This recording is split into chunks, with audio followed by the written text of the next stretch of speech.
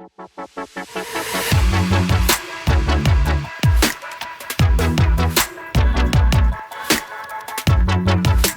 for the last session of the day, we are discussing the role of development finance. My name is Suhul Haile. I work with Alexandra over there at Xylo, working with developers to get them bankable. Could we start, please, with introductions in turn, and we'll kind of take the discussion from there. No? All right, okay, just checking. All right. Ladies. I've been accused of talking more than my fair share before, so we won't start out there. Good afternoon, folks. I'm MaryKate Bullen. I'm the Director of Sustainability and ESG at Forest Investment Associates. We are, unsurprisingly, a forestry investment specialist. We've been around about 37 years with around 2 million acres, a little under 1 million hectares of forest across the Americas. That's currently in the United States, Brazil, and Chile, and represents about 4.6 billion in AUM for institutional investors from around the world. The perspective I'll be bringing to the panel today, or hoping to bring, is really around an asset manager role interacting with development finance and how we think about it in product development, product positioning, risk management, what happens on the ground through having DFIs be within your capital stack. Thank you very much. Petri? Okay, I'm Petri Kuusisto, coming from Finland. My background for this panel is that I'm former CIO of 2 of the largest Finnish pension funds long time ago.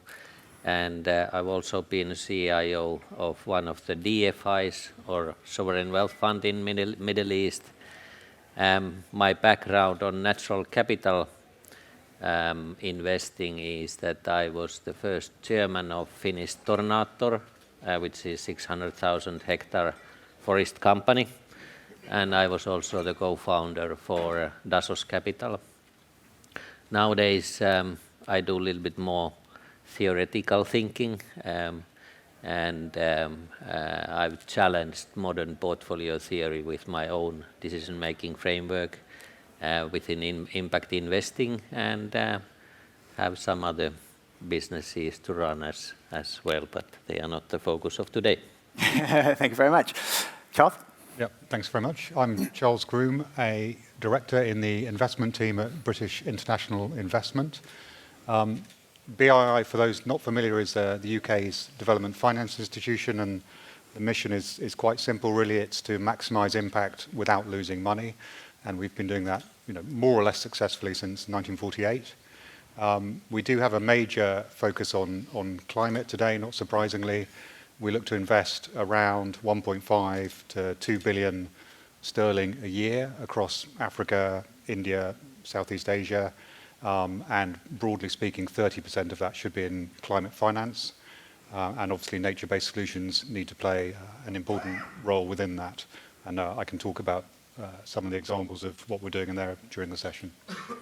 Fabulous. And finally, Peter. Yeah, my name is Peter Chappell, a fellow DFI, Development Finance Institution, but representing Finland, although confusingly, I'm the English guy on the panel. But yeah, I'm actually here on behalf of the government of Finland, as I like to say to people sometimes.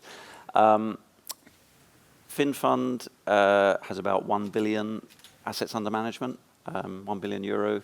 We specialize in 4 key sectors: financial institutions, digital infrastructure, renewable energy, and forestry and agriculture. And within forestry and agriculture, forestry is by far our biggest area, and it's the one we're, I would say, most proud of. And we recognize that this sector can have massive impact in emerging markets.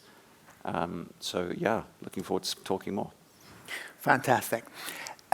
So Peter, I'd like to start with you, please. What do you think the current mandate for forestry investments in certainly your DFI looks like right now? Yeah, thanks. I mean, the role of the DFI, from our perspective, is to undertake those investments where they can have those high impacts, and ideally where the private sector wouldn't want to operate. So it's additional. It's making things happen that would not otherwise happen, and that's what we're continually striving for. And in our own IC, that's something we will be challenged on routinely as to understand. okay, how can you show me that this won't happen by the private sector? So that's really the main role. I mean, the parallel we have with the private sector, like Charles said, is we've got to make money, which leaves us in quite a kind of awkward squeeze, you could say. So we need to go the extra mile where the commercial sector won't go in terms of educating ourselves to find the investable opportunities. And that's the challenge. And Charles, would you agree with that? Yeah, no, very similar. I mean, obviously, we have to demonstrate additionality, i.e. private sector wouldn't do it alone, but I think as well as additionality, we have to demonstrate the ability to mobilize private capital. So we don't want to be doing completely crazy things. We want to be doing things where we can work with or lead the private sector in alongside us. And I think a good recent example of that is our work, actually with Finnfund as well, co-developing the African Forestry Impact Platform, which David Brand from New Forests mentioned yesterday, managed by New Forests. So we spent an awful lot of time developing that as a DFI and anchored it with a substantial check to allow it to close at 200 million and make its first substantial investment. And we see that really, though, as the DFIs de-risking the first stage on the journey of that platform, and it's now critical that it raises a further sort of 200 to 300 million and allow it to execute on both the more traditional forestry strategy, but also carbon first strategies. So for us, that's a good example of our catalytical role in that we've taken the first step, but we're very much hoping we will have mobilized the private sector in doing so. Thank you. And MaryKate, how would you think your perspective on the private sector's role in that plays out? Yeah, I might span a couple things because in my prior role was sitting alongside Charles and his colleagues, actually having quite a lot of conversations around that platform. And what I'm very grateful for is that we had a team of 5 or 6, sometimes maybe even 7 or 8 folks from BII on the line at the time. Unfortunately, it was about 5 a.m. in California a lot of the time when I was talking to them, trying to span Africa, Australia, UK, and California onto a call to really dive into ESG and impact risks and opportunities and how they'd be managed. And what I saw in that case, and it echoes what I've seen in all my experiences with the development finance institutions, is a really deep and sincere interest and need to understand environmental and social risks, and that you have the capabilities in a manager to manage them. That's something they take really seriously. And I think it's important to note that because it does take a lot of upfront time investment from the private sector to engage with that. I mean, gosh, Charles, I don't know if you'd be able to estimate, taking aside all the commercial stuff, but even just talking about ESG and impact, like 40 hours of calls probably just on ESG and impact. And that's like the active time on the call. That's not making the slides and the background policies and all the stuff that goes into it. It's a lot of work on both sides. But what you get out of that is a true sense of partnership and knowing that your capital source is someone who is invested in more ways than one in your success, in your project's success, and really deeply knows it and wants to see you succeed in managing what can be perceived as higher risk opportunities. And I think it's really important because emerging markets forestry, it's not easy to get capital for this. Even in kind of the most established mature areas of timber management, somewhere like parts of Brazil, it can still be hard to get capital to move into that at any sort of scale. Then if you say, well, what about parts of Colombia, where it's a less mature market, but there's a supreme need to build a forest resource base there that allows us to avoid deforestation and get Colombia, which is a really resource land-intensive or rich opportunity source, but as a net importer of wood, that's just silly. They've got 14 million hectares suitable for plantation establishment. There is not near enough capital to even get the next 2 million hectares planted in the ground. That's going to take folks like these development banks working with asset managers, project developers, and companies on the ground to say, we believe there's an opportunity here. We do think the risk can be managed, and we see the revenue coming in the future. And the development banks take the time and also, frankly, have the belief and confidence in the development agenda and where forestry and farming fit in a development agenda. Those are really important things to understand and to have as a common basis when you're looking for capital. And if I can just add to that, so I think one of the things we were pleased to have sort of baked into that platform is the incentives around carbon, gender, biodiversity, and inclusion, so community, and having the manager sort of fully aligned with taking both those sort of the ESG standards and objectives, but actually taking that further and taking it into a concrete incentive for the manager. Yeah, I have a secret for you guys. If you tell fund managers and investment managers jump, we will say how high. In most cases, most of us are not turning away the capital at the door. And I think the guiding relationships and encouragement that someone is going to appreciate that extra step is really important, because there's a lot of hard work going on and someone has to tell you what you prioritize, or that they prioritize it also. Thank you for that, both. Petri, what's your perspective on this? And especially, what would your perspective be on any gaps that you see in the process of investing or raising funding for investing in this space? Well, I think the opportunity is there. And like MaryKate was saying, sometimes it takes ages to get some project done. And when we were launching Dassos, we had two DFIs who ultimately became investors, and one of them was even so thorough that they even amended their earlier amendments on the prospectus for a few rounds. But nevertheless, we reached the goal, and that was very important. But it needed a lot of work. I mean, neither of these funds had previously invested into forestry. So for the other one, we had to write the whole forest policy concepts, drafted them. Of course, then it appeared in their own name. And you like it was said, you need to have a lot of patience, but with that kind of anchor investments, you can make things happen. Understood. MaryKate, you wanted to discuss the benefits of signaling of attracting DFI investment. Yeah, so why will we jump so high? I think it does, there are other investors out there who know and recognize that having a development bank basically put their stamp of approval on a manager or a strategy or an investment means that someone with deep resources around ESG and around emerging markets has fully diligenced the manager and the opportunity. And that's a really important signaling factor to bring others and to get that other private capital mobilized alongside you all. In effect, they're doing quite a lot of work that can then be leveraged by everyone else who wants to do due diligence on that manager. Because the downside, there's a lot of paperwork, a lot of time. And once we've prepared hundreds of pages for these folks and they distill it down into summaries for their own ICs, basically that material is there and ready for someone who hasn't had the benefit of that time to put into every single opportunity. So that's huge. But also there's a really important just signaling element around forestry and also regenerative agriculture and smallholder engagement, which I think all of these firms are very supportive of. To show why it's important and why it needs to be part of more folks' portfolios. And there's two stats that I wanted to share. They're a little bit dated, but I think they're kind of timeless. So they're definitely pre-COVID numbers and might have changed. Actually, this one might have come out during COVID. Finnfund, in their annual reports, actually makes it very clear that they are carbon negative at a portfolio level because of their forestry investments. And they are very loud and proud proponents of timberland as a portfolio decarbonization tool.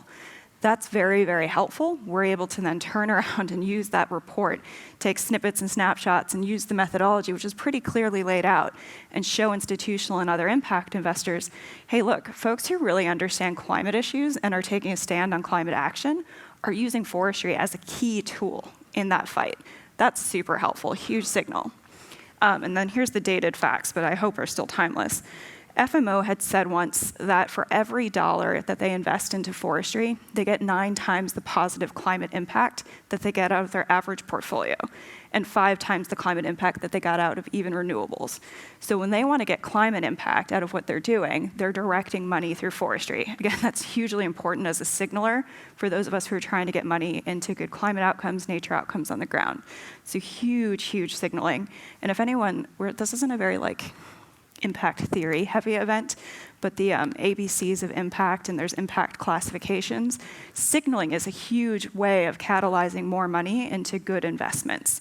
So I encourage, keep using that signaling power and be loud and proud about what the investments you're making are doing.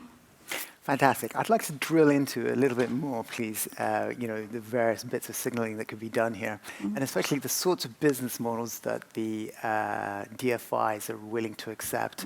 So where have the DFIs got to in terms of the underlying business models for the forestry investments? I don't know, Charles and Peter, who wants to take this one?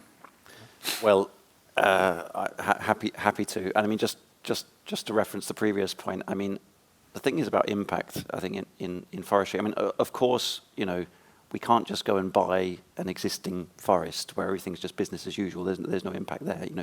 We need to be finding the impact where we're doing afforestation or undertaking a capex to create a new facility, or we're changing things. But otherwise, I mean, the impact in the sector in general compared to the other sectors, it's absolutely fantastic. So to bring that around, I mean, I think one of the issues for us is what business models are we looking at now? Well, I mean, traditionally, a lot of the stuff that's in the Finnfund portfolio right now, you would probably call as kind of more traditional plantation-based forestry companies. They might be doing these days some reforestation, some carbon kind of alongside that. But actually, the pipeline of what we're getting given is a lot more, well, a bit like this conference in a way. I mean, the feel of it, everyone's talking about carbon credits. Some people are talking about investability of biodiversity credits. And we're getting a lot of early stage companies who are looking to derive revenue from those areas. One thing for us is, our mandate is very much to expand existing companies. So we have a bit of an issue here because many of these things, by their very nature, are kind of fairly early startup. I mean, they can go to maybe some of these VC opportunities that were referenced earlier, but that's maybe not attractive there. Maybe you have to sacrifice a lot of equity there. Concessional financing can help. Technical assistance type financing, grants, philanthropic type financing can get those companies somewhat more developed. And I think we're kind of reaching that. We're reaching across. I hope I was having a chat with the integrity guys earlier, and I hope they won't mind me mentioning this. But I approached and said, so do you guys have any projects for us? And they were like, well, are you happy, for a kind of startup company where all the revenue streams will come from carbon? And I'm like, well, that's a bit tricky. And they said, you're a DFI, aren't you, right? And I was like, yes, we do that. But we can't completely bridge that gap either because we have this mandate, as like Charles mentioned, that we can't lose money in aggregate. That's not what we do. And so we need to ensure that we are controlling these risks. I should say, we haven't actually had any pure carbon play companies come through to join our portfolio yet, but we are actively looking at them. And I think the question is, how can we get those companies to a point where we can prove to the IC that we've got proof of concept and that we've got the same level of assurance on the revenue and costs and so on in the business plan and maybe the exit as we would do for another type of business. We were discussing some ways that could be done, maybe the offtake agreements, or the way the thing is structured. But it's definitely a bit of a challenge, and it's going to require a little bit of development and change as well from the DFI side. Before we get to Charles, Petri, would you like to add something? Yeah, I would like to challenge that approach, because I think if we want to create some impact, we cannot look only the financial return. There's the impact as well, and you can look at it either from the, for natural capital projects, the environmental impact is kind of a natural one. But already when we were doing our early stage risk assessment, we thought that the social risk actually is a much bigger risk and much much harder to tackle, and that's how you should look at the projects. And nowadays you also see some natural capital managers. I tell you one example on the agriculture side. There's Silver Street Capital Management, Tanzania, Kenya, and when you go through their impact report, I mean, it has a multiple of areas which are coming alongside of the financial value, and I think that's the approach which also should drive the activity within the DFIs. Charles, you're next. Because I think it very much does. I mean, I've been, back at British International Investment for over 5 years now, and even during that time, the conversation at our investment committee has shifted a lot. So now the start of any investment committee conversation is the impact case. So impact team go first, then investment team. That small shift is quite significant, and certainly 5 years ago we wouldn't have been looking at forestry in the way we are now. But I think, echoing my Finnfund colleague, is what is the right balance of risk for us? So far, likewise, we've not taken a carbon only, carbon first proposal to our investment committee. And it's something we'll be testing in the coming months. But certainly the history of, in Africa at least, the history of greenfield forestry, is not great on the financial returns over the last 3 decades. So it's how do we then get that right balance of risk? Do we go half and half with wood flow and carbon? Do we pick the right project developers? Do we pre-sale? It's something we're working through, but it does feel like another layer of risk, and we need to work out, what is the best mitigant for that. But I agree, the impact case, looks very strong. It's just how do we balance it? And I think each DFI is still working that out, and we'll test a few in the coming months and years. If I can briefly respond, I feel it. I feel so sympathetic, and we have such wonderful, impactful companies approaching us, which I know aren't quite investable. But I know that at the IC, the pressure from our CIO and so on the argument will be, well, if you want that impact, the business has to be sustainable, because if the business isn't sustainable, then the wheels will come off the bike, and the bike won't go. So the business sustainability has to be the bedrock on which the impact is delivered longer term.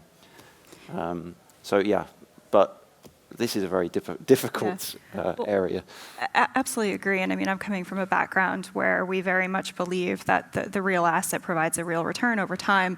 We have a known asset class that we can layer impact onto.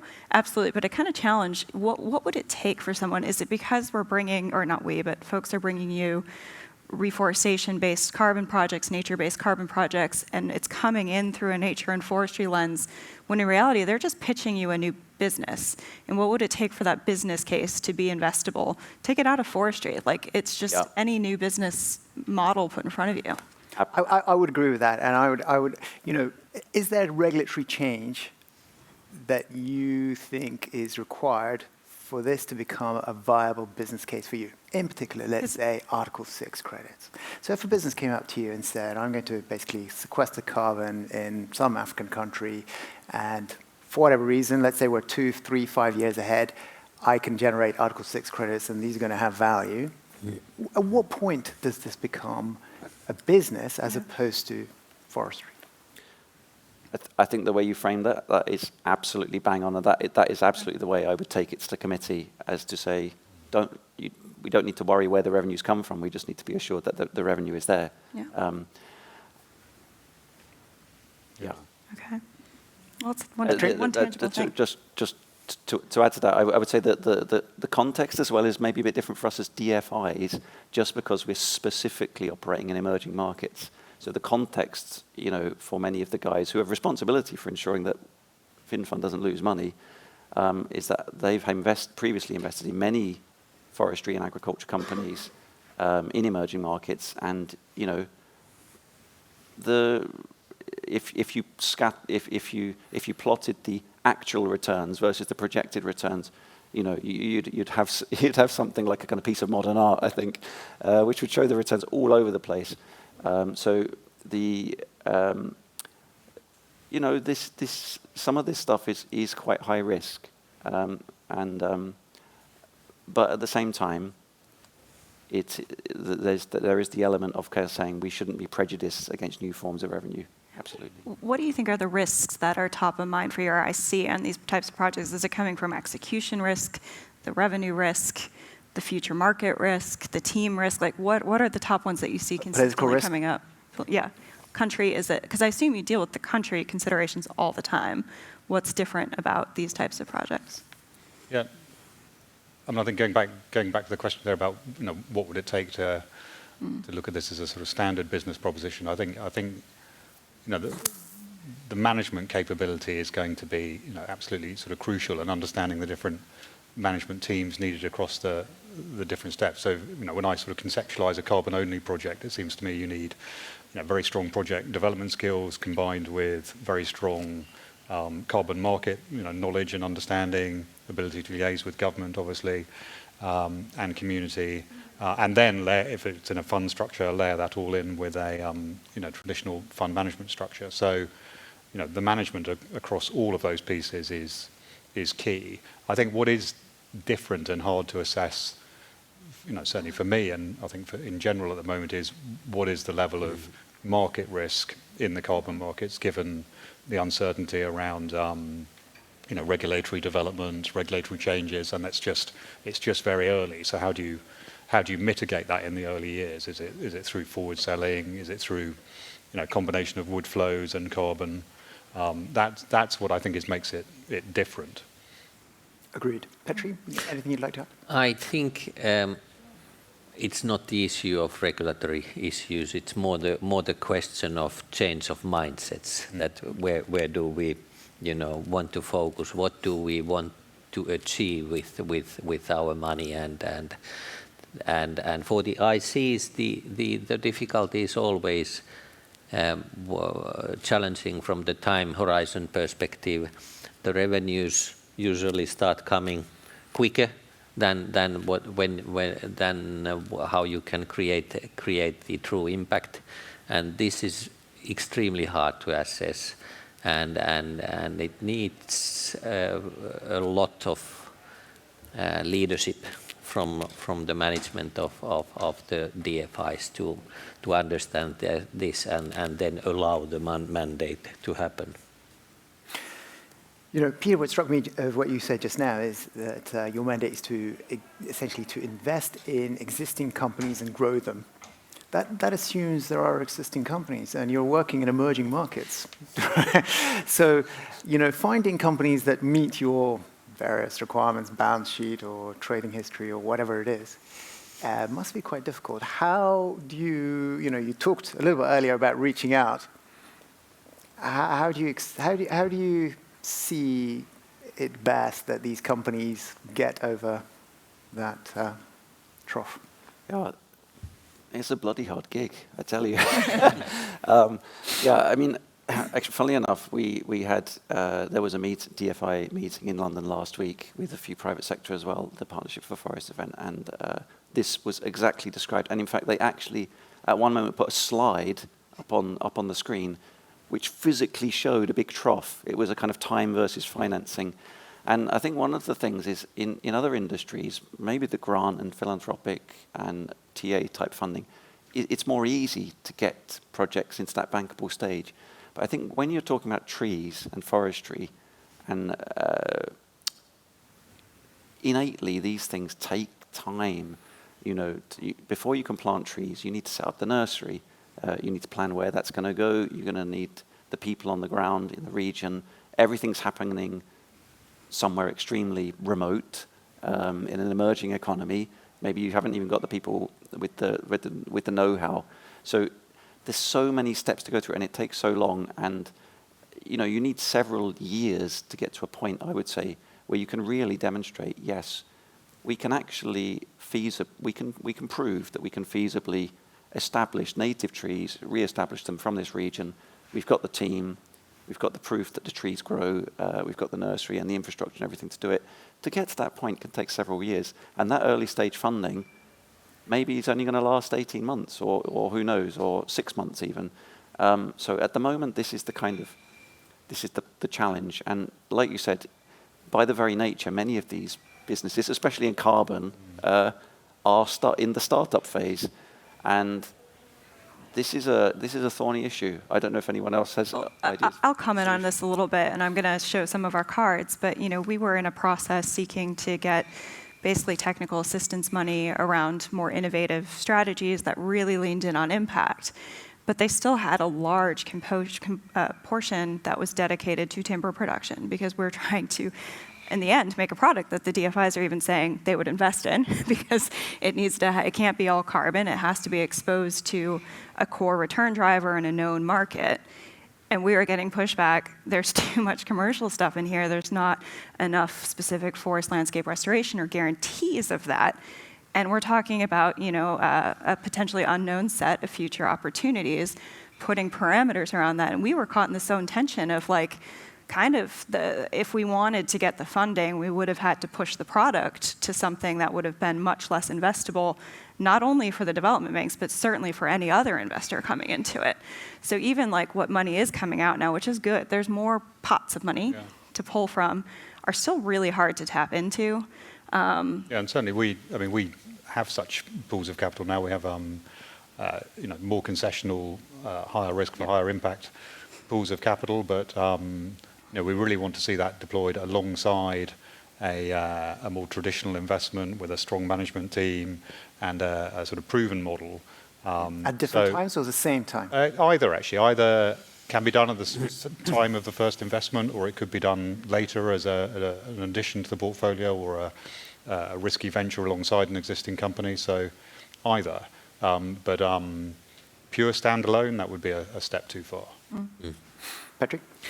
Yeah, and when our title is the role of development finance, so somebody has summarized it along what you just said, that certain projects need accelerator, certain projects need alignment towards your intentionality, and then at some stages you need to scale them up, and quite often the scaling can be done with debt instruments and not only equity, and then you have already multiple roles, and you can create a lot of structures which fulfill the definition of blended finance, and because this is the area where the actors are in starvation, they aren't that many, and that's why it would be extremely helpful if the DFIs can shift a little bit on the mindset and look at the projects in multiple different ways and then implement them quickly. I think we would all like that. I see a look on Peter's face that says, I can't see myself getting my investment committee past my investment committee. But how is it? What steps need to be taken? I think by both sets of parties to be able to work together better. Yeah, I think that what Charles was alluding to is the pathway to the kind of solution here, because this is what the DFIs want, and just finding a way to water down that risk, either working with partners. There's been some talk about the guarantee mechanisms that might be able to be deployed, and diversifying the business type. If a business type has got a blend of commercial forestry, reforestation for carbon units, maybe some agroforestry working with smallholders. Actually, we were talking a lot about landscapes yesterday. Within the landscape, it's not a one-size-fits-all solution. Normally, you need a little bit of lots of different things to be applied to the landscape. So a business that acknowledges that and actually tries to draw the optimal outcome from all those different types of revenue streams is lower risk, because then we're not relying so much on anyone. And I wanted to at some point manage to shoehorn in the expression "use it or lose it," which was in my mind when we were thinking about the kind of social license to operate and success of some of these schemes on the ground, and actually being able to, I think it was said earlier, we need to find a way to get the funding down to the people on the ground in those landscapes such that the stewardship of that land can be seen to be sustainable, and that poor practices won't revert in due course. And actually, I mean, having some employment created by commercial plantation element to a scheme like that, I think is a really simple, tangible, proven model to get that all working together. I've come up with a new funding mechanism just now on this Pray couch. tell. So we were having discussions with a law firm, getting quotes on some projected legal fees around products. And they said, will you have DFIs? And I said, yes, I think so. And they said, how many? And I gave them a number, and they increased the quote $300,000. So if we took that money, plus all the money that we spend on consultants to prepare the reports to get reviewed, I think there's actually, if we got to some efficiencies and how we work together, and I also think this probably works in the direct lending side as well, where there is, $500,000, $700,000 of environmental consulting studies to prepare to get a loan to make an environmental and social action plan. If we were skipping through some of that in a more efficient way and directing those dollars back to on the ground or to even new ventures that were less tested, there's actually a tremendous amount of fat we could cut there. And I'm sorry to the consultants in the room, but there's some real inefficiencies there. Standardized side letters, perhaps, in terms. Yeah, apologies to consultants, but maybe and lawyers, maybe. Maybe if we applied some AI there and we instead spent a bit of money, a little bit more money on on the ground piloting, but actually, as the next stage after the report, say, okay, well let's prove that it actually works, because simply having the report without any of the proof on the ground, we know from experience doesn't make it necessarily investable. Unless there's other factors at play, like a very strong sponsor or something that could de-risk. But just as a pure play, probably not enough. We need that proof of concept on the ground. So the proof of concept is one thing, but I think one of the benefits of a carbon project surely is that it goes through some sort of recurring verification process. Is that not proof enough for you? Charles? Thanks, Peter. Sorry to put you on the spot there. Yeah, no, but I'll answer it by not answering the question. But it's, I think it's very important to, allow projects to develop, managers to try things. And certainly in the case of, one of our funds, we have a system of incentives which is designed on sort of initial knowledge, and then 2 years in, it can be reset once we've got more evidence of what is the biodiversity impact, what is the carbon impact. So I don't think we should be too strict, and I think we should try different things in the space, for sure. One of my other observations, I suppose, is, in a lot of these emerging markets, the currencies are non-convertible. I wonder what sorts of business models DFIs find kind of acceptable in order to be able to generate their return. Is my kind of high-level observation that those business models are essentially export-orientated correct, or is that not the case? I think obviously in some countries, it's the actual convertibility, but it's more often the devaluation, which is the killer for a dollar investor. Such we report in dollars, such as ourselves. So I think what is the natural hedge for that? And obviously that does then lead you to more export-orientated businesses. But maybe that's where carbon can play a useful role, as it would presumably have some link to a hard currency. Should it be tokenized? I'll leave that for others. Yeah, I would leave that for others too. But, it's potentially another foreign currency revenue stream. Yeah, precisely. Yeah. Very good. What would you like to add in the last 5 or so minutes that we've got available? I think just the encouragement. I mean, having been both very encouraged, very frustrated, very stressed, and very comforted in working with development banks at different phases of things, I think there's a lot of worthwhile stuff here. And keeping in mind that you all as a source of finance are really important for that signaling component, for the skill sets you bring in emerging markets, and helping all the different types of stakeholders here, do better at getting capital to the ground, getting action happening is really an incredible opportunity. Please be more flexible. They also want to know if we'd like Q&A. Yeah, I've already agreed. Oh, okay, great. So I'll leave it then. I'll stop.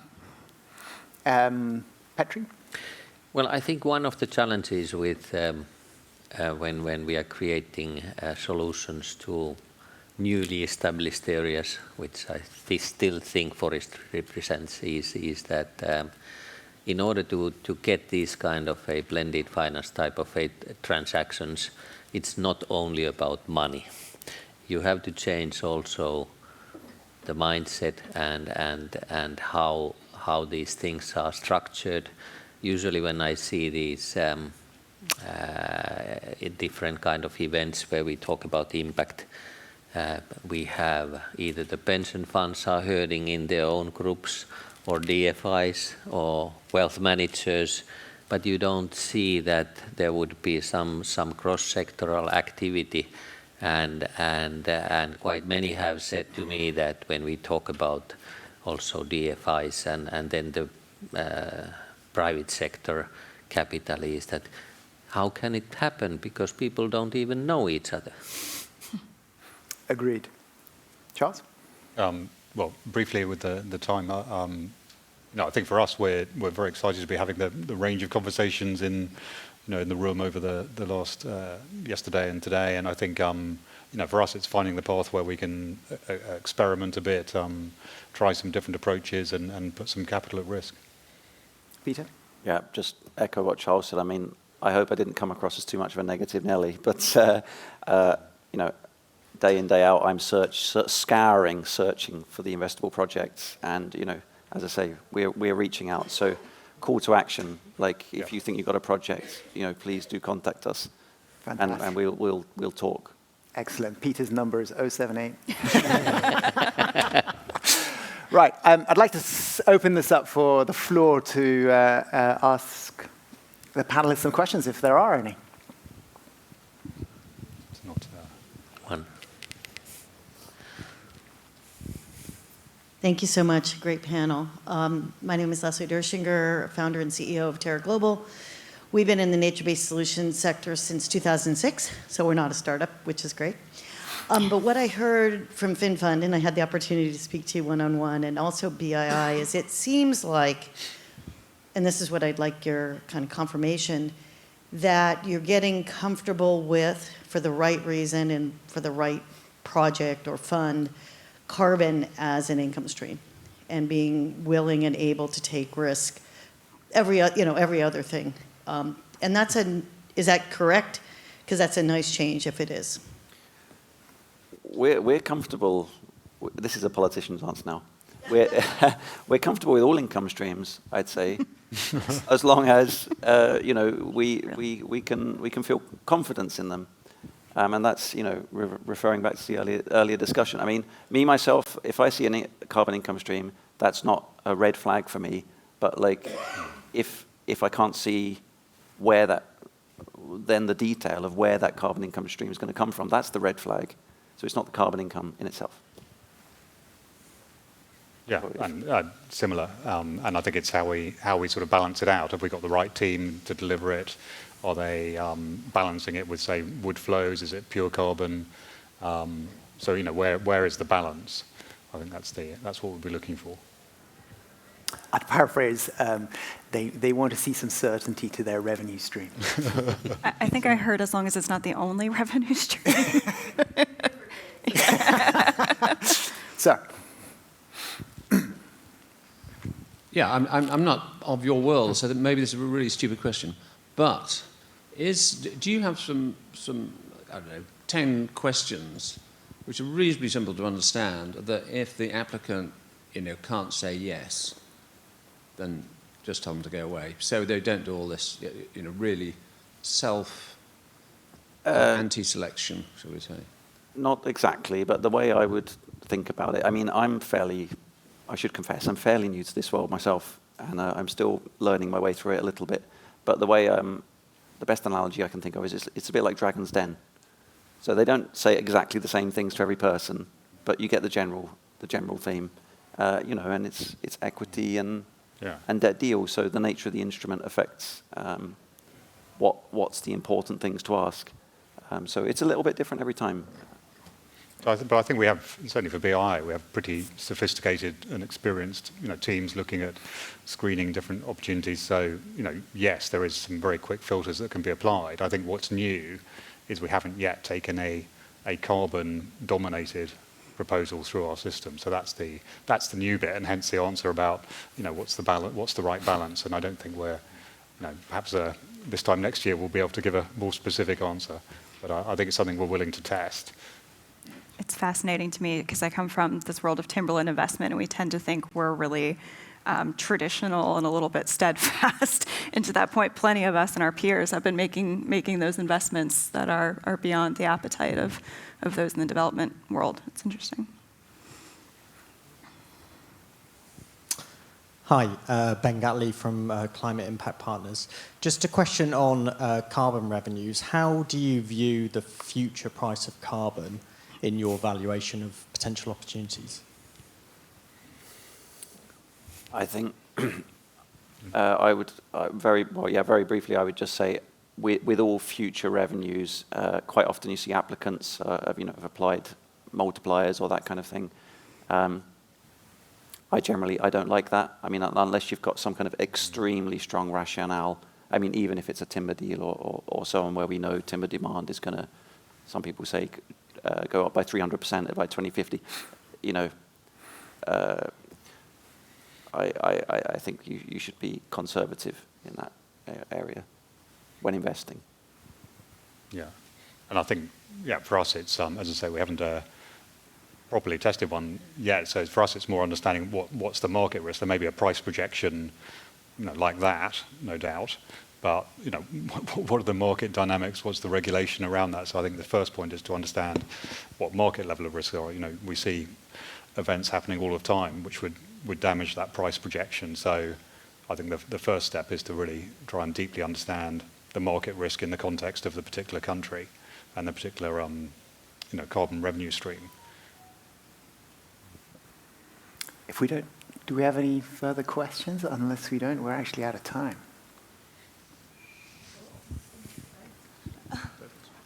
Hi there, Emma Coe. I work with Phil at Forestry, but I'm also a university student. Like most university students, I don't have loads of money, too much time at the pub. But like thousands of us are wanting to make a difference and invest in these opportunities. How have you guys made it accessible for those with less, but potentially more of us, to invest in funds like these?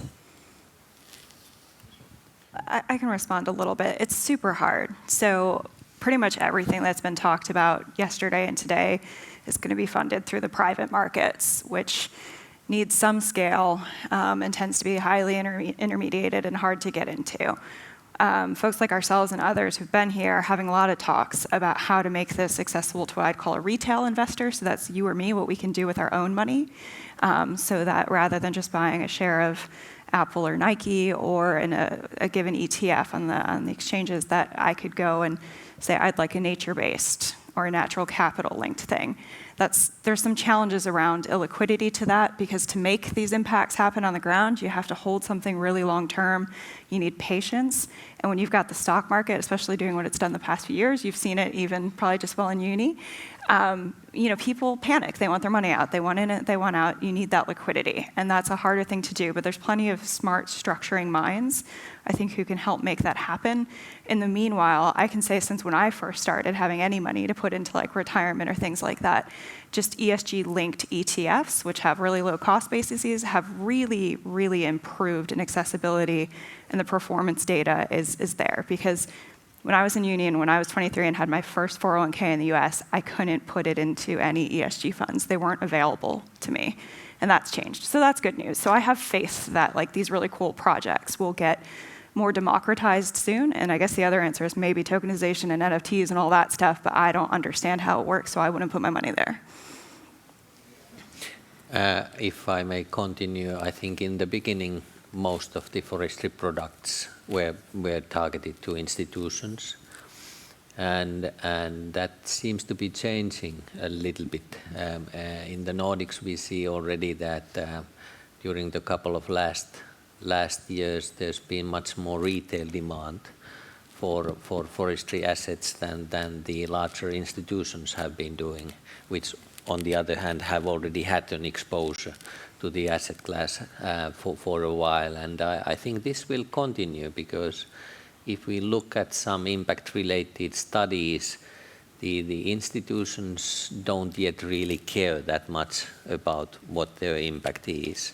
But for the retail, it seems to be a different one, that you have a heart, and then you invest alongside of those ideas. And this shift is gradually going forward. And there will be, always when there's a demand, you'll find enough structured finance specialists who will invent a solution to invest. Whether it's then a cheap solution, that's another story.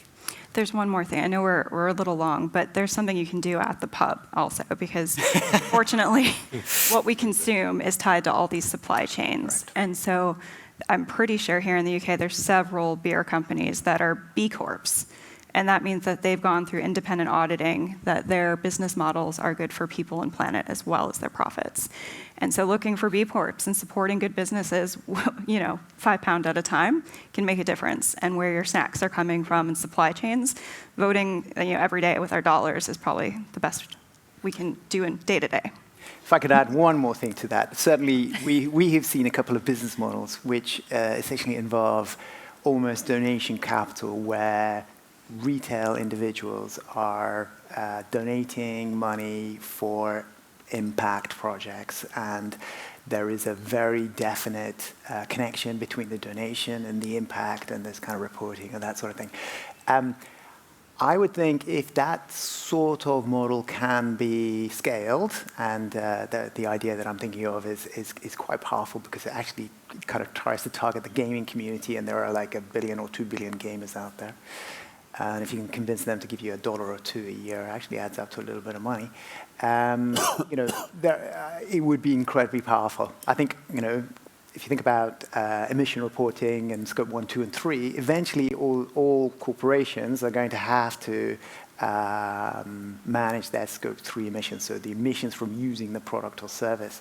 And that's going to be super interesting how they do that. Mm-hmm. May I shortly be politically incorrect and share my thank you and share my view and expertise as a professional impact investor? ESG funds or ETFs have no impact, zero impact. It's a great bet, but if you want to change the world, go into directly. The downside of this is that direct investments are more or less prohibited by regulators. You could say lobbied by the industry. So that's the downside. Yeah, but it's there's tough. more to it. It's tough. So that kind of, the donation model that I'm thinking of, it kind of skips around that, because it's a donation and it's not an investment. And if you're donating $1 or $2 or $5, then it becomes less of an issue for the retail public. But that gentleman is absolutely correct. As soon as it's an investment, it's regulated, and then it's impossible to do, or difficult to do. Yeah. Difficult to do. I think we're way over time, for which I apologize. Panelists, thank you so much for a really fabulous conversation. Thank you.